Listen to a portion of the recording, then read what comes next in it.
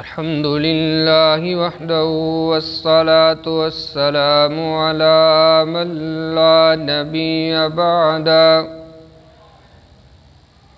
ونشهد أن لا إله إلا الله ونشهد أن سيدنا وسندنا ومولانا محمدا عبده ورسوله المبعوث إلى الأسود والأحمر لتتميم مكارم الأخلاق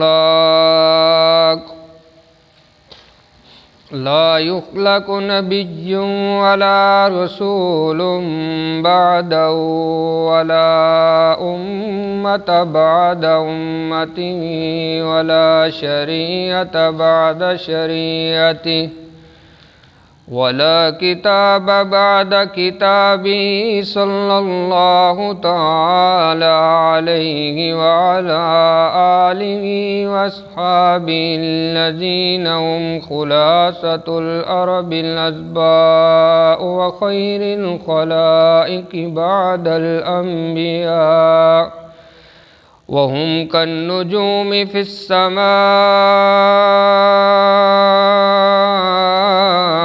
للاهتداء والاقتداء وهم مفاتيح الرحمة ومصابيح الغرر ونشهد أن أمير المؤمنين وإمام المتقين وقاتل المشركين والمرتدين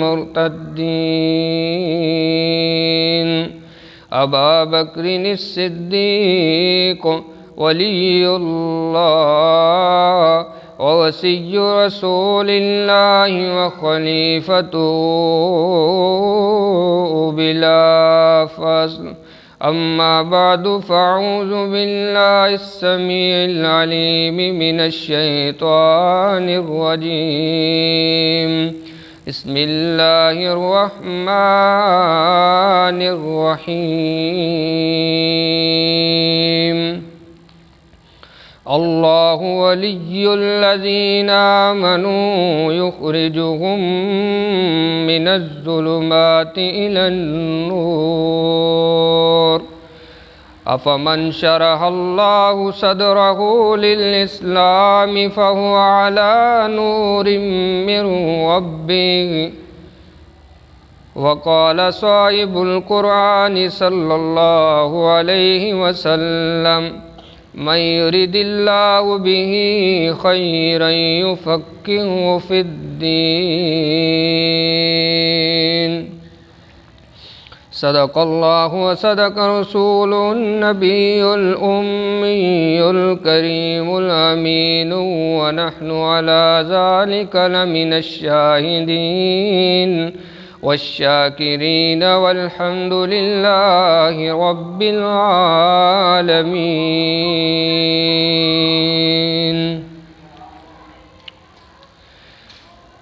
ہر قسم کی حمد و ثناء اللہ کم الحاکمین کی ذات کے لیے ہے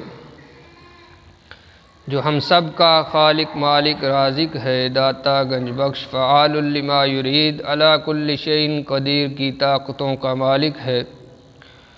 ان گن لا تعداد بے حد و حساب درود و سلام امام الانبیاء والی بطحا حضرت محمد مصطفیٰ احمد مجتبیٰ صلی اللہ علیہ وآلہ وسلم کی ذات بابرکات کے لیے جو ساقی کوثر شافع محشر شفیع المذنبین اور رحمت للعالمین ہے۔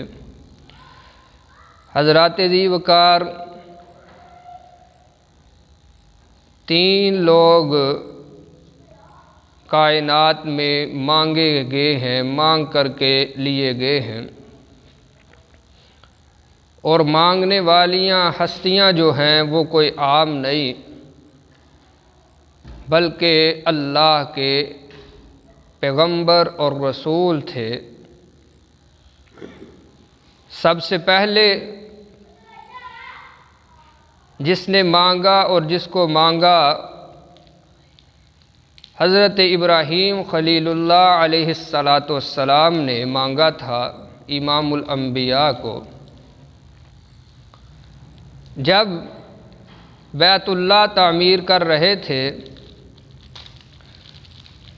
حضرت خلیل اللہ اور ان کے بیٹے حضرت ذبیح اللہ علیہ السلام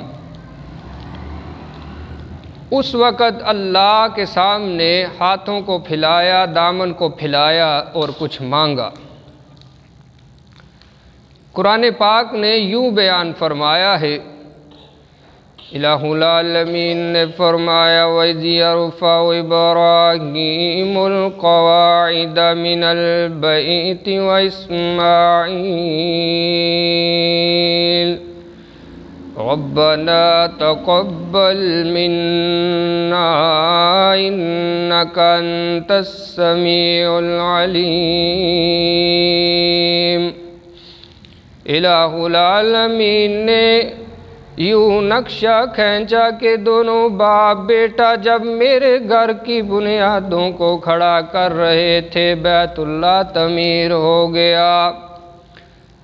دونوں باپ بیٹوں نے ہاتھ آسمانوں کی طرف بلند کیے ہیں اور کیا کہتے ہیں، ربنا وابعث فیہم رسولا منہم یتلو علیہم آیاتک ویعلمہم الکتاب والحکمت ویزکیہم انک انت العزیز الحکیم۔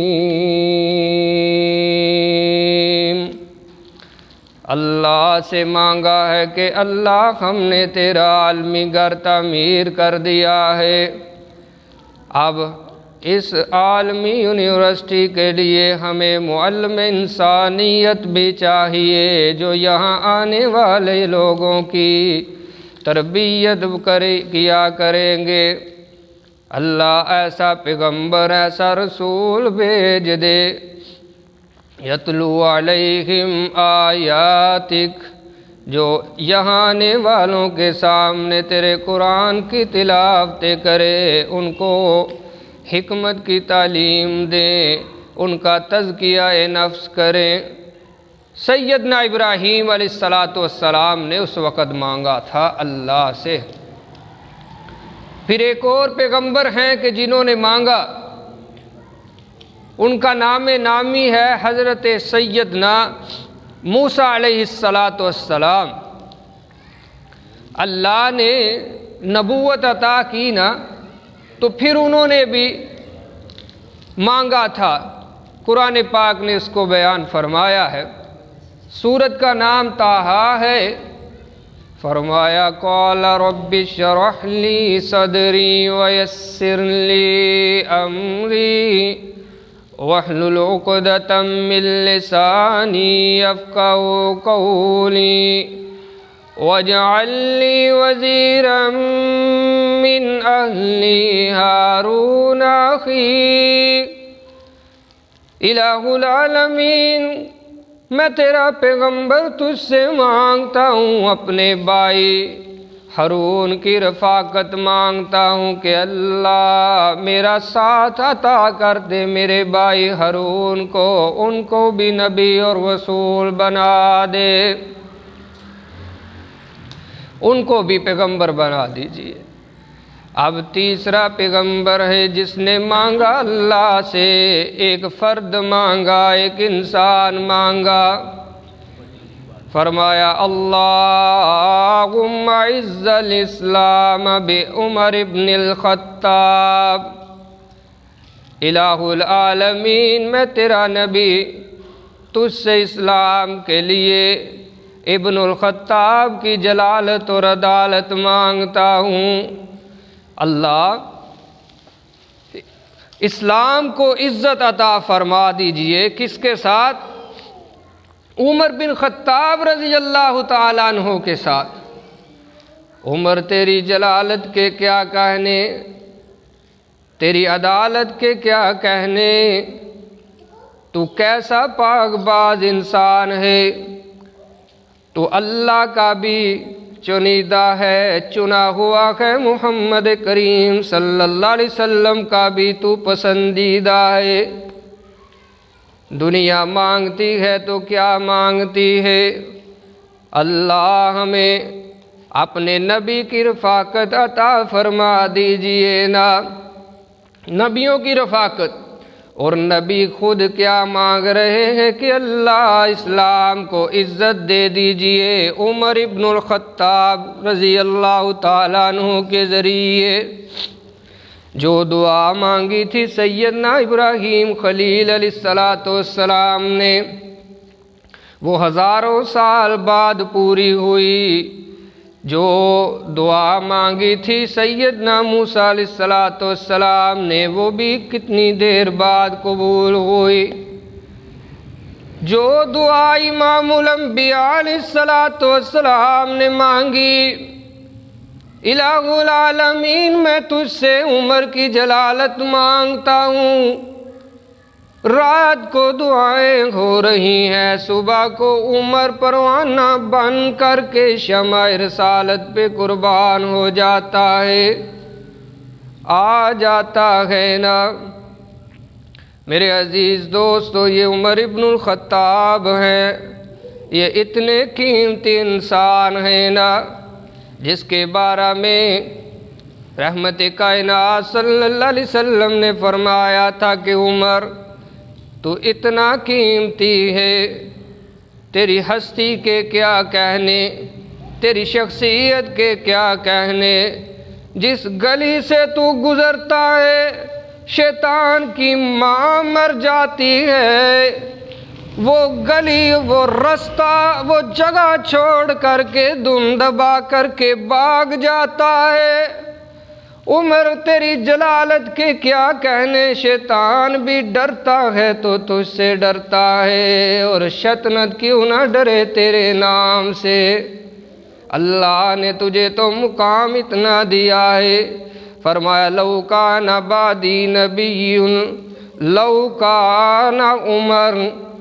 رحمت کائنات صلی اللہ علیہ وسلم فرماتے ہیں میں خاتم النبیین ہوں، میرے بعد اگر کوئی اللہ نبی بناتا تو وہ خطاب کا بیٹا عمر ہوتا۔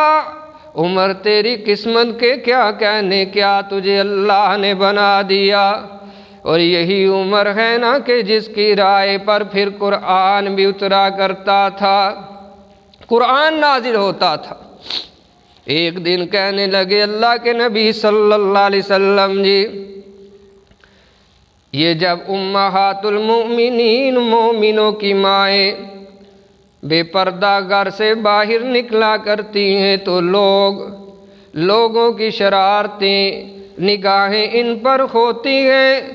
میری غیرت کو گوارا نہیں کہ میری ماؤں کی طرف کوئی نظر اٹھا کر کے دیکھے، مجھے یہ گوارا نہیں ہے، مجھے اچھا نہیں لگتا کہ عمر کی مائیں، مومنوں کی مائیں، نبی کی ازواج، نبی کی بیویاں جب گھر سے باہر جائیں تو لوگوں کی نظریں ان پر ہوں۔ عمر کی غیرت کو گوارا نہیں ہے، ان کو حکم دے دیجئے نا، ان کو حکم دے دیجئے نا کہ یہ جب بھی گھروں سے نکلا کرے تو منہ کو ڈھانپا کرے، حجاب اوڑھ کر کے نکلا کرے، پردہ کر کے نکلا کرے۔ رحمت کائنات صلی اللہ علیہ وسلم نے فرمایا عمر دل تو میرا بھی یہی کرتا ہے۔ فرمایا عمر کہتے ہیں پھر اللہ کے نبی پھر حکم دے دیجئے نہ، دیر کس بات کی ہے۔ امام الانبیاء علیہ السلام نے فرمایا اے عمر، یہ شریعت اسلامی ہے، یہاں کے قانون عرش فرش زمین پر نہیں بنا کرتے بلکہ عرش بنی پر بنا کرتے ہیں۔ یہ جو شریعت اسلامی کے قوانین ہیں یہ اللہ کی طرف سے ہوتے ہیں، میں اپنی مرضی میں اس میں رد و بدل بھی نہیں کر سکتا۔ کچھ وقت گزرتا ہے، الہ العالمین جبریل امین کو قرآن دے کر کے بھیجتے ہیں جبریل جائیے نا میرے نبی کو یہ پیغام دے کر کے آئیے۔ فرمایا یا ایھا النبی قل لازواجک وبناتک ونساء المؤمنین یدنین علیہن من جلابیبہن۔ فرمایا کہ اے میرے پیغمبر، میرے محبوب، میرے نبی صلی اللہ علیہ وسلم جی، امت کی ماؤں کو، مومنین کی ماؤں کو، مومنین کی ماؤں کو، امہات المؤمنین کو، اور اسی طرح اپنی بیٹیوں کو اور امت کی بیٹیوں کو حکم دے دیجئے نا۔ کیا حکم؟ کہ جب بھی باہر نکلیں گی با پردہ باوقار ہو کر کے نکلیں گی، بے پردہ ہو کر کے نہ نکلے۔ آپ تو ماشاءاللہ نکلتی ہی بے پردہ ہو کر کے ہیں امت کی بہنیں، بیٹیاں، لیکن حکم کیا ہے؟ فرمایا کہ یدنین علیہن من جلابیبہن۔ جب یہ ایسا کر لیں گی، نقاب اوڑھ کر کے، پردہ کر کے باہر نکلیں گی، پہچانی جائیں گی ادنا ان یعرفنا، کہ یہ خاندانی عورتیں ہیں، اللہ اور اس کے رسول کے حکم کی پابند عورتیں ہیں، یہ آزاد عورتیں نہیں ہیں بلکہ اللہ اور اس کے رسول کی غلام عورتیں ہیں، اللہ اور اس کے محبوب صلی اللہ علیہ وسلم سے پیار کرنے والی یہ عورتیں ہیں، یہ پہچانی جائیں گی۔ پھر میں تمہارا رب تمہیں گارنٹی دیتا ہوں کہ ان کو کوئی تنگ نہیں کرے گا، کسی شریر کی شرارت بڑی نگاہ ان کو نقصان نہیں پہنچا سکتی جب یہ اللہ کا حکم مان کر با پردہ ہو کر کے نکلیں گی۔ اور یہاں پر میں ایک بات یہ بھی بیان کرتا چلا جاؤں نا، کہنے والوں نے کہا کہ نبی کی تو صرف ایک ہی بیٹی تھی، صرف ایک بیٹی تھی، لیکن قرآن کیا کہتا ہے؟ کل ازواجک و بناتک، بناتک، اپنی بیٹیوں کو، بنتی نہیں کہا، بنتی کہتے تو چلو سمجھ آ جاتی، بھی ایک ہی بیٹی تھی تو اس کو کہہ دیا، بناتک کہا ہے کہ اپنی بیٹیوں کو۔ اب کہنے والے کہتے ہیں نبی کی ایک ہی بیٹی تھی، لیکن اللہ فرماتے ہیں ایک نہیں تھی، ایک سے زیادہ تھی۔ اگر ایک ہوتی تو لفظ بھی ایک ہی کا آتا، زیادہ کا کیوں آیا؟ عزیز دوستو بھائیو، ایک طرف اب رحمان ہے، دوسری طرف شیطان ہوا کرتا ہے جو اللہ کے حکم کی مخالفت کرنے والا ہوتا ہے۔ اللہ کا حکم کچھ ہوگا، وہ اس بات کے مخالف جاتا ہے، تو یہاں سے پتہ چلتا ہے کہ رحمان کا حکم یہی ہے۔ رحمان تو یہی وضاحت چاہتا ہے کہ نبی کی بیٹیاں ایک نہیں بلکہ زیادہ تھی، بناتی کا زیادہ تھی۔ اب یہی پتہ چلتا ہے جو کہتا ہے ایک تھی، ایک سے زیادہ نہیں، وہ اللہ کے حکم کی خلاف ورزی کرتا ہے، اللہ کے قرآن کی خلاف ورزی کرتا ہے۔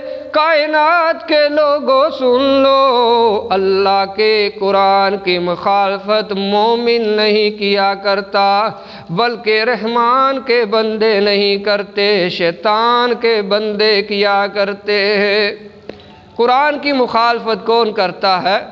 رحمان والا نہیں کرتا، اللہ والا نہیں کرتا، بلکہ شیطان والا کرتا ہے۔ مردود اور کالے جسم والا، کالے دل والا ہی کیا کرتا ہے جو شیطان کا دوست اور ساتھی ہے، وگرنہ اللہ نے تو یہ وضاحت کے ساتھ بتلا دیا ہے کہ نبی کی بیٹیاں کتنی تھی، ایک نہیں بلکہ ایک سے زیادہ تھی۔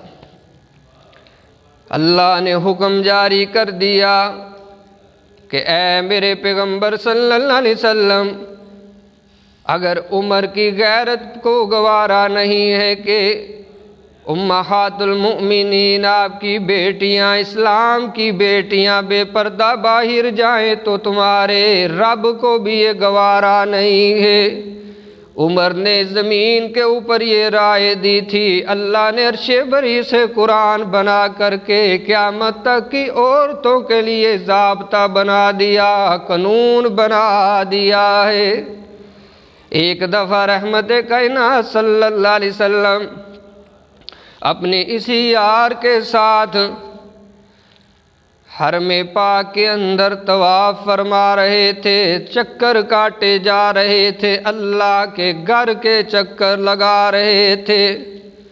چلتے چلتے عمر کے ذہن میں یہ بات آتی ہے، اللہ کے پیغمبر علیہ السلام، میرا یہ دل کرتا ہے یہ جو مقام ابراہیم ہے یہاں پر ہم نماز ادا کیا کریں۔ رحمت کائنات صلی اللہ علیہ وسلم نے فرمایا، عمر دل تو میرا بھی یہی کرتا ہے، ابراہیم میرے دادا ہیں، میں ابراہیم کی اولاد ہوں، ابراہیم علیہ السلام سے رشتہ میرا قربت کا ہے، میرا زیادہ رشتہ ہے ابراہیم علیہ السلام سے، اور یہ نشانی ہے نا ابراہیم علیہ السلام کی، میں بھی یہی چاہتا ہوں، میرا بھی دل یہی کرتا ہے۔ فرمایا اللہ کے نبی پھر حکم دے دیجئے نا، آپ امام بن جائیں، ہم مقتدی بن جائیں، آپ نماز پڑھائیں، ہم آپ کے پیچھے صفیں باندھ لیں۔ فرمایا عمر یہ بات سن لیجئے کہ یہ اللہ کی شریعت ہے، شریعت اسلامی کے فیصلے عرش والا خدا کیا کرتا ہے، محمد مصطفیٰ نہیں کیا کرتے صلی اللہ علیہ وسلم۔ عزیز دوستو، جب یہ رائے پیش کی عمر نے تو جبریل قرآن لے کر کے پھر نازل ہو گئے۔ فرمایا وَاتَّخِذُوا مِن مَّقَامِ إِبْرَاهِيمَ مُصَلًّى، میرے محبوب صلی اللہ علیہ وسلم جی مقام ابراہیم پر نماز ادا کیا کیجئے نا۔ یہ قانون بن گیا، اصول بن گیا کہ اب کوئی بھی زائر حرم آئے گا، آ کر کے اللہ کے گھر کے گرد چکر لگائے گا، اور اس کے بعد جب تک 2 رکعت نماز یاد ابراہیم میں نہیں پڑھے گا، مقام ابراہیم میں نہیں پڑھے گا، اللہ اس کے ان 7 چکروں کو بھی قبول نہیں کرے گا۔ فرمایا وَاتَّخِذُوا مِن مَّقَامِ إِبْرَاهِيمَ مُصَلًّى، عمر نے فرش بری پر، عمر نے جو ہے زمین کے اوپر یہ رائے دی ہے تو اللہ نے عرش بری سے قرآن بنا کر کے نازل کر دیا ہے، یعنی کہ جو رائے زمین پر عمر کی ہوتی ہے اللہ اس کو عرش بری پہ قبول کر لیتے ہیں اور قرآن بنا کر کے نازل کر دیتے ہیں۔ اب چلتے جائیے نا آگے، جنگ بدر کے کچھ قیدی جو ہیں وہ لشکر اسلام کی گرفت میں ہیں، قید کر دیے گئے ہیں۔ اب ان کا فیصلہ ہونا ہے، اللہ کے نبی علیہ السلام فیصلہ مانگتے ہیں، مشورہ کرتے ہیں حضرت سیدنا صدیق اکبر رضی اللہ تعالیٰ عنہ سے کہ صدیق آپ بتلائیے نا ان قیدیوں سے کیا کرنا چاہیے۔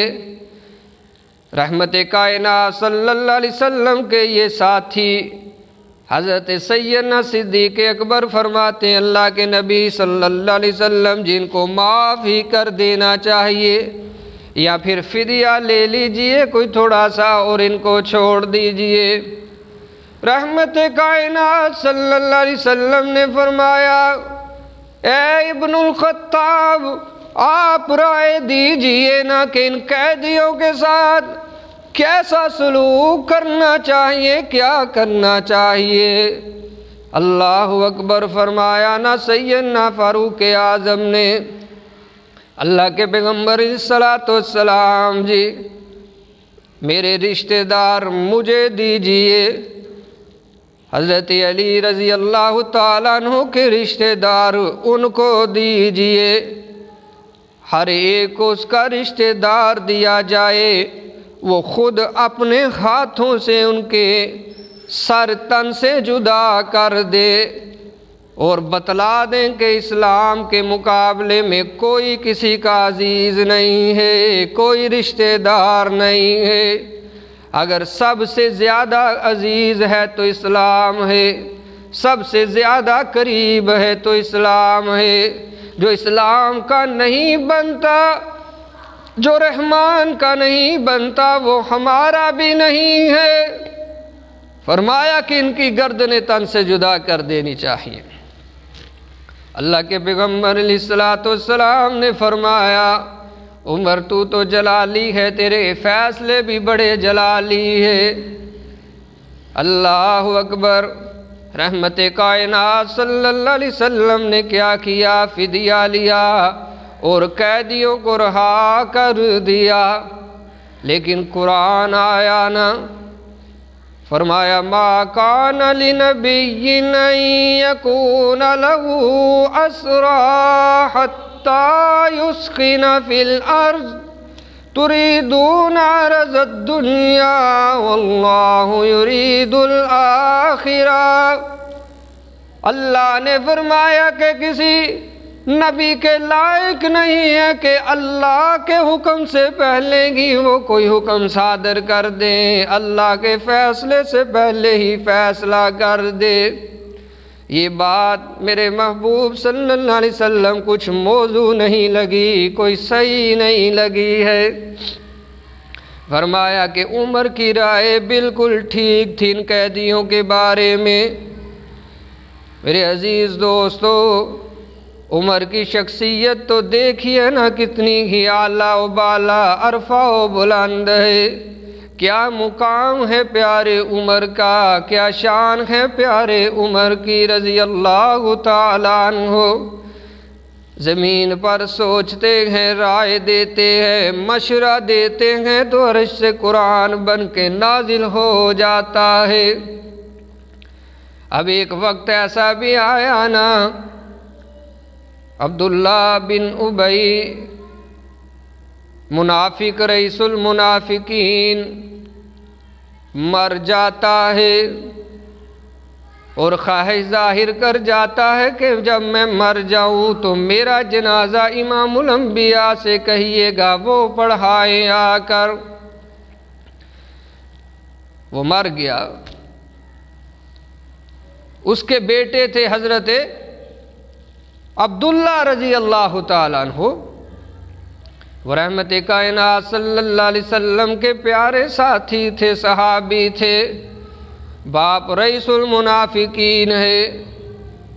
باپ نے کوئی ایسا موقع نہیں دیا کہ جس موقع پر اللہ کے نبی علیہ السلام کو ستایا نہ ہو، تڑپایا نہ ہو، آپ کو تنگ نہ کیا ہو۔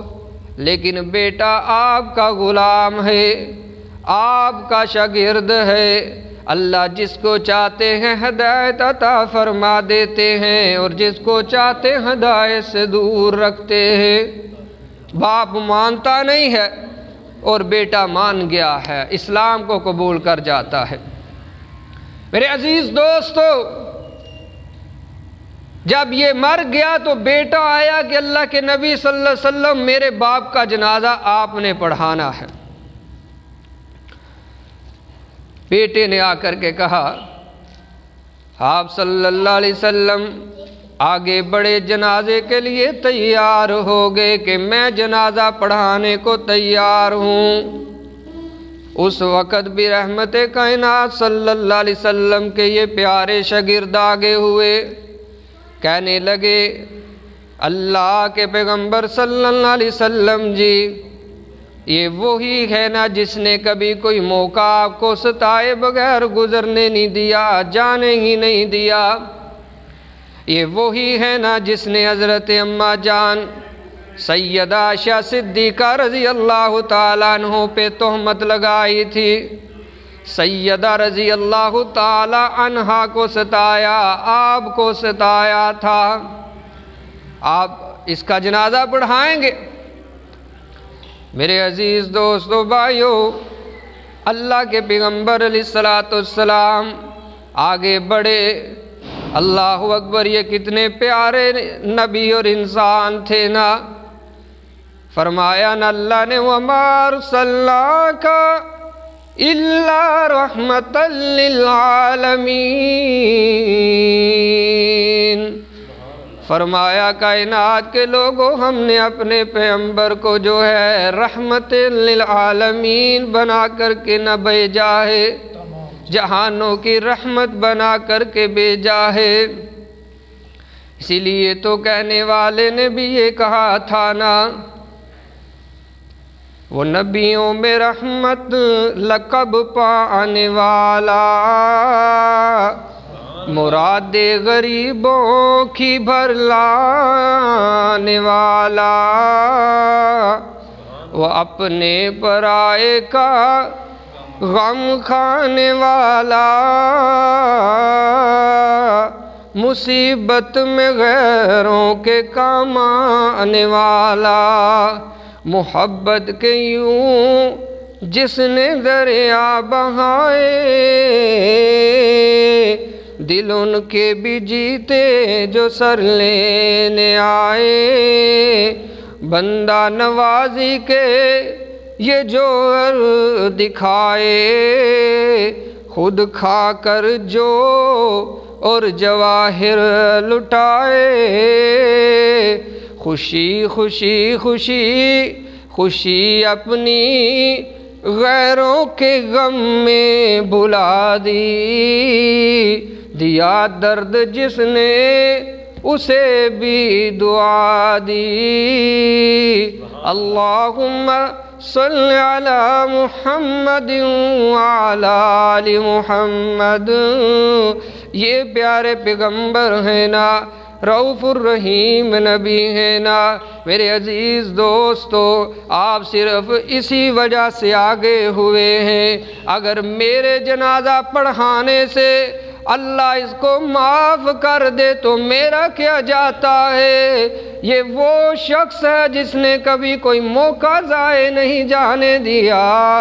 میرے عزیز دوستو، جنازہ بھی پڑھا دیا، اللہ اکبر، اپنا قمیض اور جبہ بھی اس کو پہنا دیا، لیکن اللہ کا قرآن آیا، فرمایا استغفر لہم او لا تستغفر لہم ان تستغفر لہم 70 مرہ۔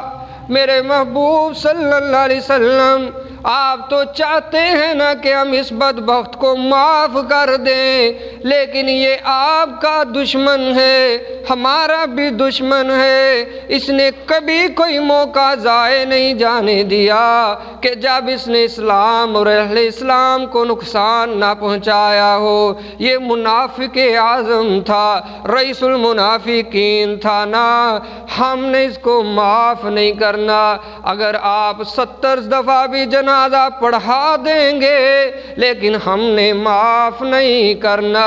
یہ بھی تو رائے عمر کی رائے تھی نا کہ اللہ کے نبی صلی اللہ علیہ وسلم جی اس بدبخت کا آپ جنازہ نہ پڑھائیے، کیونکہ یہ تو زہریلا قسم کا انسان تھا، یہ تو بدبختی کا ستایا ہوا تھا، یہ بدبختی کا مارا ہوا تھا، کیونکہ یہ امام الانبیاء علیہ السلام کو تکلیفیں دے دینے والا ہے۔ کون سا شخص ہو سکتا ہے جو اتنے نرم مزاج رؤوف الرحیم پیغمبر کو تکلیف دے، جو ایسے شخصیت کو بھی تکلیف دینا چاہتا ہے اور دیتا رہا ہے۔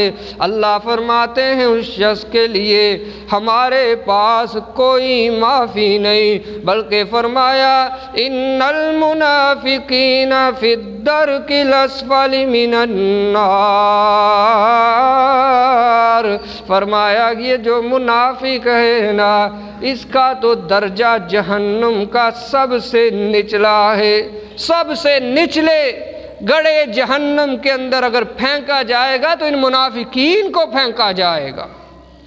میرے عزیز دوستو بھائیو، اس دفعہ بھی پھر اللہ کا قرآن آیا، عمر کی شان بن کر کے، عمر کی عظمت کو بلند کرتے ہوئے، عمر کے مقام کو اجاگر کرتے ہوئے، واضح کرتے ہوئے کہ عمر کا کیا مقام ہے، عمر کی صداقت، عمر کی شجاعت، عمر کی عدالت جو ہے وہ قیامت تک یاد رکھی جائے گی۔ عمر کی حکومت کو یاد رکھا جائے گا، عمر کی عدالت کو، عمر کے انصاف والے جو فیصلے ہیں ان کو یاد رکھا جائے گا۔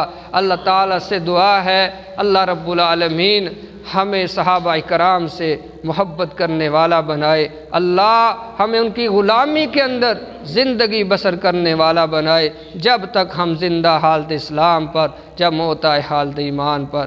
آخری وقت پہ اللہ ہم سب